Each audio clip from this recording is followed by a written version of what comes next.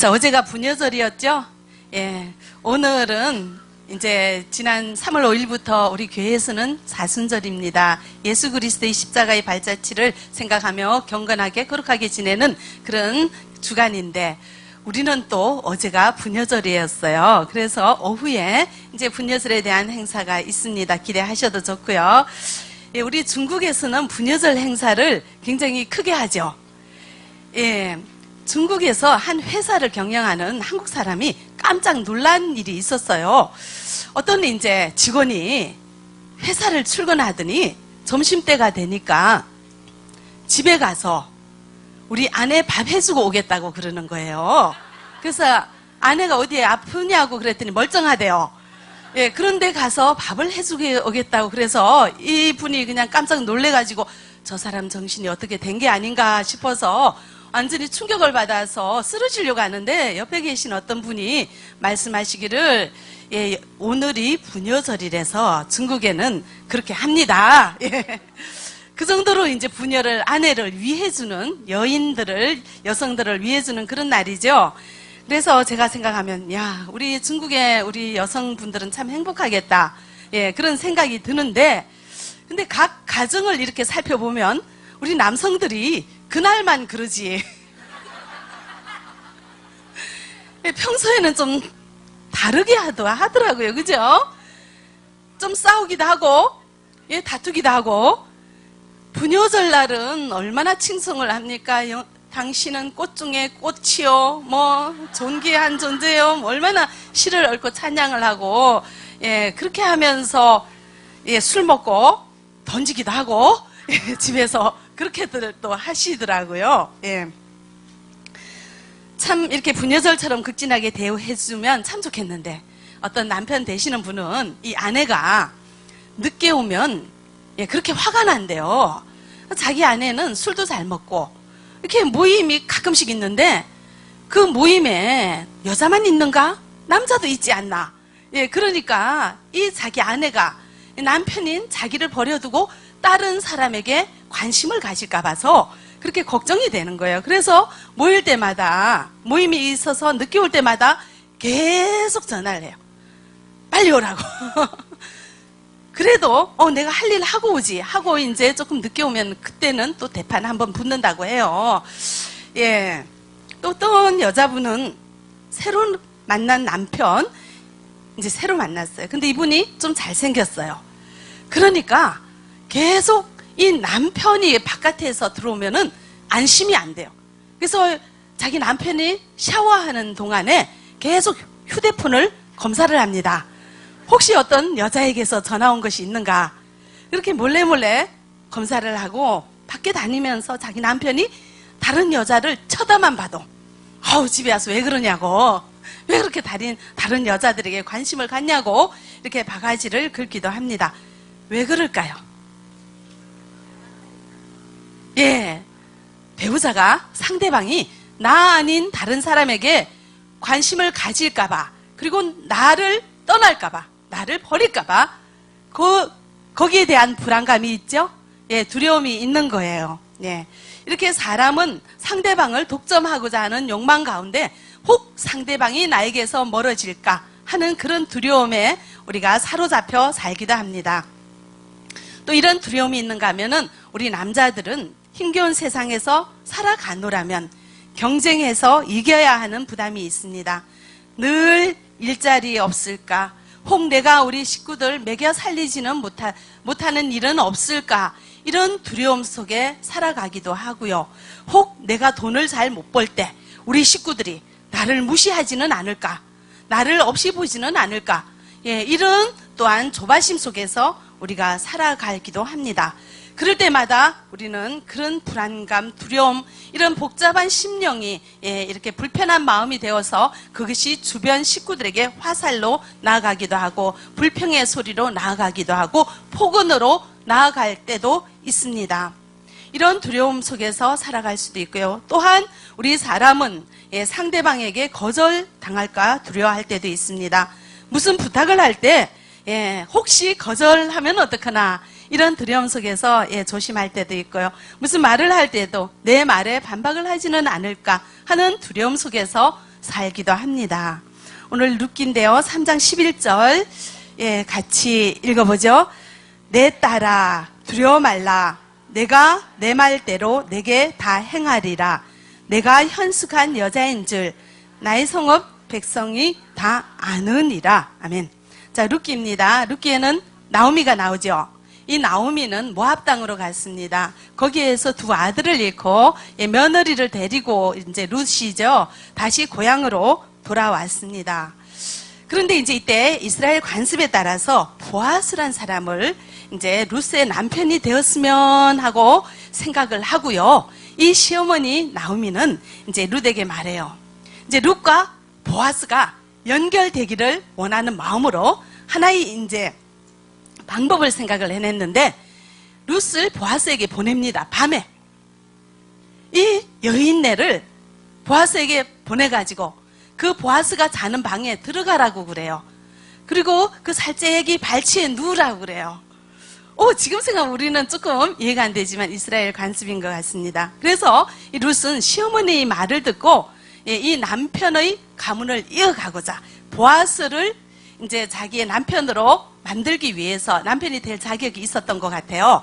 있었죠. 네, 그래서 이제 이 보아스에게 청혼을 하러 가는 거죠. 밤에 그것도 보아스가 자고 있는 이불 발치에 살짝 이렇게 눕습니다. 이때 이제 보아스가 룻을 보고 하는 말이 두려워 말라 이렇게 얘기를 하죠. 그러면서 너가 현숙한 여인인 줄 온 성읍과 내가 다 알고 있다.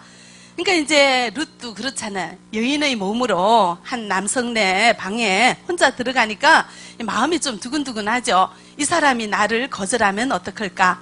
이 사람이 나를 이상한 여자로 보면 어떡할까? 이런 두려운 마음이 있잖아요. 그 마음을 알고 보아스가 말을 하죠.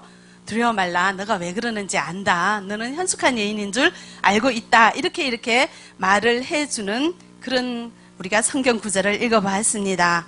이렇게 룻은 참 용감하게 행동은 하지만 그 마음에는 거절에 대한 두려움이 있는 것을 이 본문을 통해서 성경 말씀을 통해서 우리는 알 수가 있습니다. 우리는 살아갈 때 여러 가지 관계 가운데 거절당할까 두려워하기도 합니다. 특별히 우리 성도들 면접 갈 때 가슴이 콩닥콩닥 하죠. 혹시 내가 거절당하면 어떡하나 이제 이런 두려움이 있습니다. 네. 처녀총각 만나고 데이트할 때, 데이트 신청할 때, 그렇죠? 혹 거절하면 어떡하나 이런 우리가 또 두려움을 안고 있기도 합니다. 잘 나가는 친구를 보면은 그렇죠. 난 이렇게 살아서 되는가? 내 신세가 보이기도 하고 이 마음의 불안감이 오기도 합니다. 이렇게 우리 생활 가운데서는 여러 가지 두려움이 있는데 질병에 대한 두려움, 죽음에 대한 두려움, 미래에 대한 두려움이 있습니다. 우리는 왜 이렇게 두려움에 빠져서 살아가고 있을까요?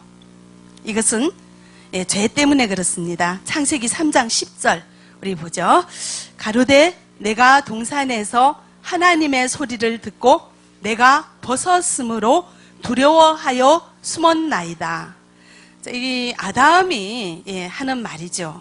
이제 하나님이 먹지 말라고 한 선악과를 따먹고 난 다음에 하는 말입니다. 하나님의 말씀을 불순종하고 죄를 지은 후에 하나님을 두려워하여 숨었습니다. 그래서 두려움은 죄의 결과로 우리에게 오게 되었다는 것을 우리는 알 수 있습니다. 우리가 하나님의 사랑에서 떠났기 때문에 하나님에게서 떠난 죄인들이 평생 불안과 두려움에 떨면서 살게 되어집니다. 근데 하나님께서는 이런 죄인을 버려두지 아니하시고 우리를 구해 주셨죠. 우리 죄를 씻어 주셨죠. 예수 그리스도의 보혈로 우리 예수님께서 십자가에 죽으심으로 우리를 구원해 주셨습니다. 죄를 씻어 주셨습니다.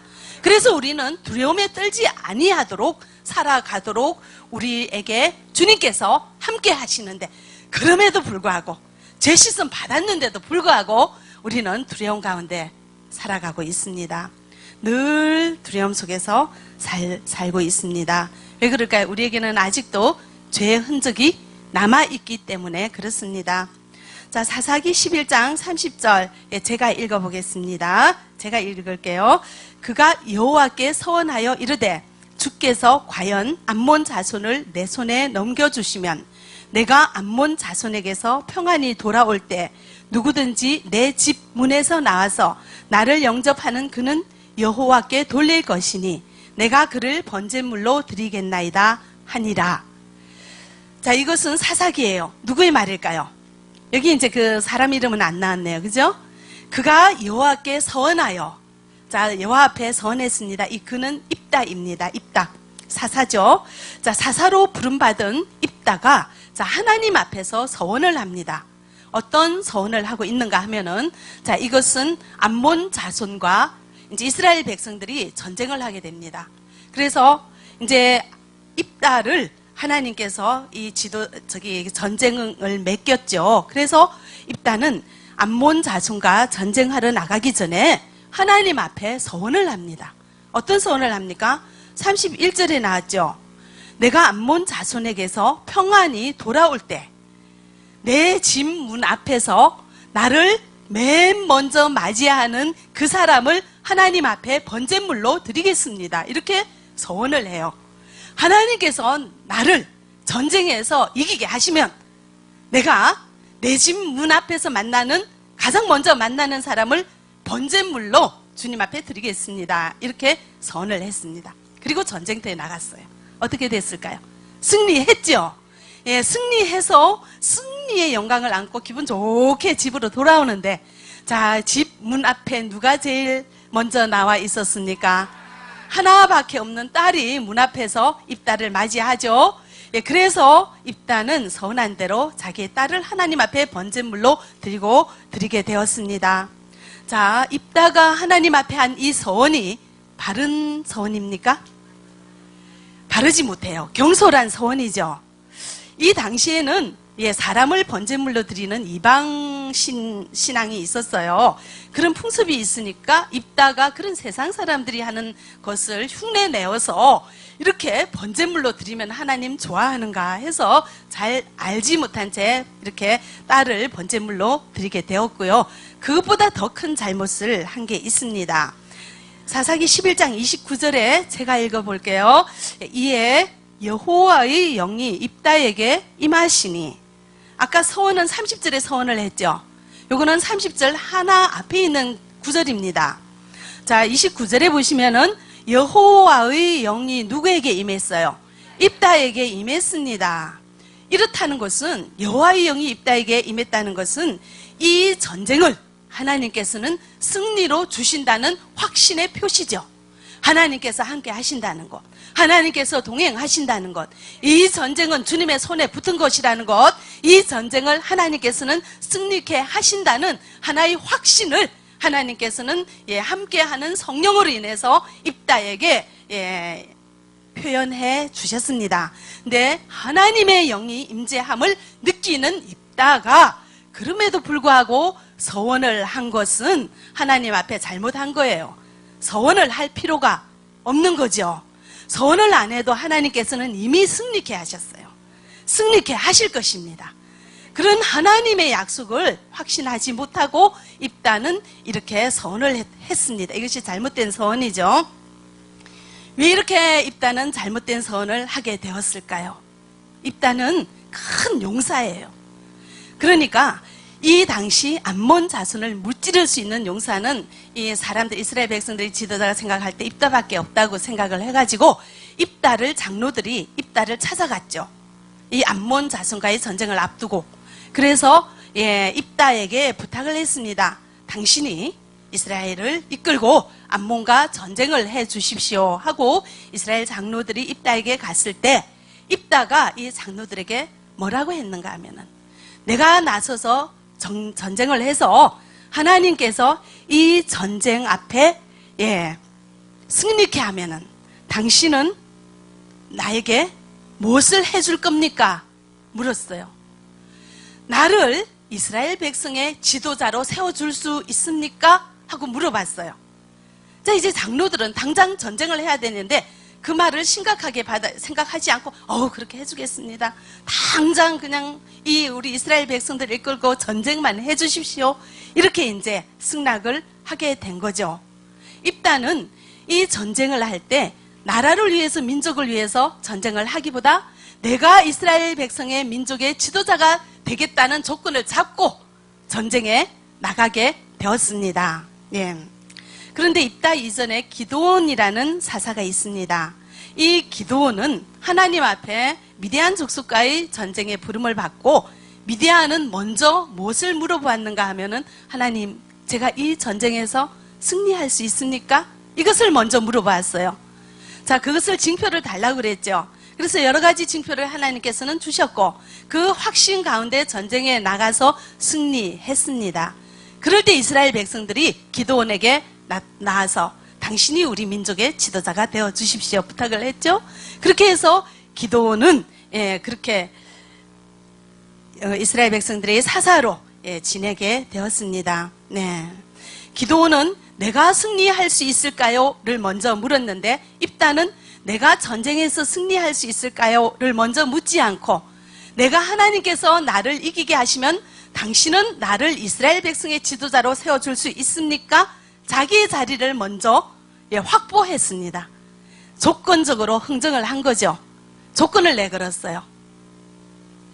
왜 입다는 이렇게 조건을 내거는 흥정을 하고 전쟁에 나갔을까요?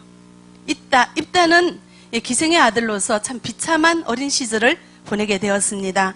주위의 사랑을 받지 못하고 형제들이 너는 우리와 같이 살 자격이 없으니까 집에서 나가라 그러면서 이 입다를 쫓아냈어요. 그래서 가정 안에서 평안하게 어릴 때 보살펴주는 그 부모님의 사랑과 그 가정의 울타리라는 것을 헌신적인 사랑을 경험하지 못하고 그 비류와 함께 세상에서 험하게 힘들게 비참하게 그렇게 살게 되었습니다. 그래서 무조건 받는 사랑을 알지 못하고 무엇이든지 조건적으로 내가 받아야지 준다는 그런 자신의 경험을 가지고 하나님 앞에서도 그렇게 서원을 했습니다. 하나님께서는 무조건적으로 주시는 분이시고 하나님은 승리를 약속하신 분이심에도 불구하고 입다는 내가 뭔가를 서원을 해야지 하나님이 나를 승리케 하실 것이라는 잘못된 생각을 하고 내가 가장 먼저 만나는 자를 번제물로 드릴 테니까 하나님 저 이 전쟁에서 승리하게 해 주십시오. 그렇게 잘못된 서원을 하게 되었습니다. 그의 불우한 환경은 풍성한 사랑을 경험하지 못했기 때문에 하나님의 그런 약속의 말씀에 대한 확신도 없었고 하나님의 사랑에 대한 확신도 없었기 때문에 그런 잘못된 서원을 하게 되었습니다. 하나님은 우리를 사랑하시죠? 무조건적으로 사랑하시죠? 네. 우리 예수님을 우리에게 보내주실 때 예수님을 십자가에 못 박으실 때 하나님께서 내가 예수를 십자가에 못 박으면 너희들은 나를 위해서 무엇을 해줄 것인가 하고 물어보았을까요? 아니지요. 아무런 조건 없이 아무런 값 없이 하나님께서는 단지 우리를 구하기 위해서 예수 그리스도를 십자가에서 못 박았다는 사실을 여러분들 기억하시기 바랍니다. 하나님은 우리를 향한 사랑이 무조건적입니다. 조건이 없습니다. 뭐 해주면 해주겠다고 하지 아니하시고 값없이 무조건적으로 예수 그리스도를 십자가에 못 박으셨다는 것을 여러분들 기억할 수 있기를 바랍니다. 하나님은 우리를 끝없이 사랑하십니다. 이스라엘 백성들이 얼마나 하나님을 배반했습니까? 얼마나 하나님에게서 돌아섰습니까? 하나님을 얼마나 원망했습니까? 이런 이스라엘 백성들을 끝까지 버리지 아니하시고 하나님은 때를 따라 다가가셨고 때를 따라 보살펴 주셨고 아무리 패역할지라도 이스라엘 백성들을 어떻게 하면 구해 주실까 늘 생각하며 영원한 무한한 사랑을 이스라엘 백성들에게 보여주셨습니다. 우리는 이 하나님의 무조건적인 사랑을 안다고 고백은 하지만 믿는다고 말로 고백은 하지만 우리 심령 깊숙한 곳에서는 진심으로 온전한 사랑을 믿지 못하기 때문에 우리에게는 두려움이라는 게 있습니다. 우리 세상에서 가장 조건 없는 사람이 할 수 있는 가장 조건 없는 사랑은 부모가 자식을 향한 사랑입니다. 얼마나 자녀들 태어나면 마른 자리 친자리 보살펴주고 불멍 꺼질세라 날아갈세라 고이고이 보살펴 주며 자녀들을 기릅니다. 이런 부모의 사랑이 무조건적일 것 같지만 사실은 조건이 있습니다. 우리가 딸보다는 아들에게 더 투자를 많이 합니다. 왜 그럴까요? 아들이 나를 나중에 봉양해 주기 때문에. 아들하고 딸 중에서 형편이 안 돼서 한 사람만 교육을 시켜야 된다고 하면 부모들은 아들을 교육을 시킵니다. 왜 그럴까요? 그 아들이 나의 노년을 책임지기 때문에 그렇습니다. 우리가 자녀를 키우는 것도 저 자녀가 커서 나에게 잘해주겠지, 내가 고생한 만큼 나에게 돌려주겠지 하는 대가를 바라는 사랑이라는 것도 우리가 알 수가 있습니다. 그래서 내가 애쓰고 힘쓰고 키워놓은 우리 아들이 장가가서 마누라밖에 모르고 마누라에게는 좋은 거 해주면서 비싼 옷도 사주면서 내가 그렇게 고생해서 키운 나한테는 스카프 하나 안 해주고 손수건 한 장 안 주면 얼마나 화가 납니까? 저렇게 자식 키워도 다 소용이 없다고 우리가 정말 이렇게 불평이 늘어지죠. 왜 그렇습니까? 우리는 자식에게 기대하기 때문에 그렇습니다. 자식이 나를 보살펴 줄 것을, 자식이 노년에 나를 봉양해 줄 것을, 자기 마누라보다 며느리보다 나를 더 잘해줄 것을 기대하기 때문에 나보다 더 사랑하는 며느리가 어떤 때는 밉기도 하고요. 그래서 고부간의 갈등이 생기기도 하는 것입니다. 무조건적이고 헌신적인, 가장 헌신적인 사랑이 부모의 사랑인데 이 부모의 마음에도 조건이 달려있다는 것을 우리는 알 수가 있습니다. 부부 간에도 그렇고 부모 자식 간에도 이렇게 우리가 따지고 계산하고 받아야 주고 이런 이기적인 사랑을 하는 죄악된 세상의 모습을 우리는 알 수 있습니다. 믿는다 하면서 우리는 죄악된 세상의 모든 것에 빠져있는 우리들이기 때문에 내가 살고 있는 방식대로 하나님을 보는 거예요. 하나님은 우리를 무조건적으로 사랑한다고 성경에 곳곳에 기록이 되어 있지만 우리는 그것을 글로만 읽어버리고 마는 거예요. 하나님도 나처럼 조건적으로 사랑한다. 하나님도 나처럼 받아야지 준다고 생각하는 입다가 그렇게 조건을 거는 서원을 했습니다. 하지 않아도 되는 것을. 내 경험 따라 하나님을 바라보는 것은 죄예요. 하나님의 온전한 사랑을 믿지 못하는 것은 죄입니다. 하나님을 우리가 세상 방식대로 하나님이 그렇게 할 것이라고 하나님을 생각하고 하나님을 판단하는 것은 얼마나 하나님 앞에 죄일까 생각할 수 있기를 바랍니다. 요한복음 4장 18절 말씀 우리 한 목소리로 같이 읽어보겠습니다. 사랑 안에 두려움이 없고 온전한 사랑이 두려움을 내쫓나니 두려움에는 형벌이 있음이라. 두려워하는 자는 사랑 안에서 온전히 이루지 못하였느니라. 두려움은 죄로 인해서 왔습니다. 그러나 우리의 죄를 씻었기 때문에 우리에게는 두려움이란 게 없어야지 정상인데 아직도 두려움 속에 빠져 있는 것은 우리 안에 하나님의 온전한 사랑을 믿지 못하고 하나님의 온전한 사랑을 확신하지 못하기 때문에 그렇다고 성경은 이야기합니다. 사랑 안에는 두려움이 없다고 합니다. 하나님의 사랑을 온전히 믿으면 두려워하지 않을 수가 있습니다. 이 온전한 사랑이 두려움을 내쫓는다고 합니다. 두려워하는 자는 하나님의 사랑 안에 온전히 거하지 못한다는 것을 성경은 이야기하고 있지만 또 이렇게 얘기하죠. 두려움에는 형벌이 있음이라. 하나님은 우리에게 안식을 주시고 평안을 주셨는데 죄를 씻어 주셨는데도 아직까지도 죄의 흔적을 가지고 두려워하며 살고 있는 우리들, 하나님의 심판대 앞에서 심판받는다는 말씀입니다. 행한 대로 갚아주시는 하나님 앞에서 우리가 하나님의 온전한 사랑을 믿지 못하고 하나님의 온전한 사랑을 의지하지 못하고 두려워하며 불안하며 살아가는 우리들의 생활 모든 것들이 하나님 앞에서는 반드시 심판대 앞에 선다는 것을 성경은 이야기하고 있습니다. 여러분들은 어떤 두려움이 있습니까? 어떤 불안이 있습니까? 살펴볼 수 있기를 바랍니다. 그 두려움은 죄입니다. 그 죄를 고백하시기 바랍니다. 주님 앞에 내려놓으시기 바랍니다. 우리 남자분들은 세상 살아가노라면 참 힘들고 어렵습니다. 내가 어떻게 이 험한 세상을 살아갈까? 내가 어떻게 이 가정을 이끌고 가장으로서의 책임을 다해야 할까? 참 두렵습니다. 그래서 한 잔 술 의지하고 두 잔 술 의지해서 이제는 술 없이는 살 수 없는 그런 신세가 되어버린 자신을 알지도 못한 채 날마다 술을 먹고 술 한잔 하면 이 이성이 마비가 되어서 가장 가까운 자녀에게, 가장 가까운 아내에게, 가장 가까운 부모에게 자신의 모든 두려움을 표출합니다. 폭탄처럼 터뜨립니다. 던지기도 하고 폭언을 일삼기도 하고요.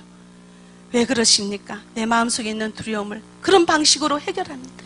이 험한 세상 살아가기가 어려워서, 이 험한 세상 살아가는 것이 너무 어깨가 무거워서, 너무 힘들어서 술 한잔 의지했는데 내 얼마나 불편한지, 얼마나 불만이 많은지 그것을, 이 감정을 해결하지 않고는 살아갈 수가 없기 때문에 옆에 있는 가장 사랑해야 하는 아내에게, 가장 사랑해야 하는 자녀에게 폭언을 합니다.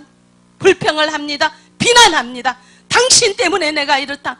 당신이 나한테 제대로 못해서 내가 이렇게 화가 난다. 당신이 내조를 못해서 이렇다. 폭언을 하며 불화를 만들고 있습니다. 그것은 자신의 죄입니다. 그 두려움을 안고 살아가는 것은 자신의 죄입니다. 이 죄를 주님 앞에 고백하시기 바랍니다. 내가 죄인이라고, 내가 부족한 죄인이라고, 내가 하나님을 온전히 의지하지 못하는 내가 죄인이라고 주님 앞에 고백하는 은혜가 있어지기를 바랍니다. 하나님께서는 우리를 사랑하십니다. 얼마나 사랑하십니까? 하나밖에 없는 독생자를 우리를 주시기까지 사랑하십니다. 무한하게 사랑하십니다.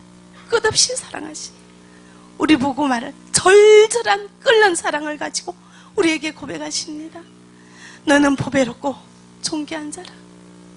영원한 사랑으로 내가 너를 이끌었노라.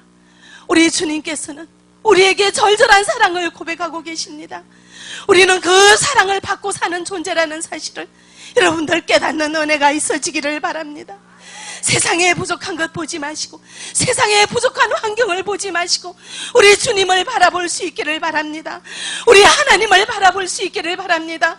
하나님 앞에 우리는 절대적인 존재요, 하나님 앞에서 우리는 무한한 사랑을 받고 있는 존재요, 하나님 앞에서 우리는 가장 가치 있는 존재요, 가장 보배로운 존재라는 사실을 기억할 수 있기를 바랍니다.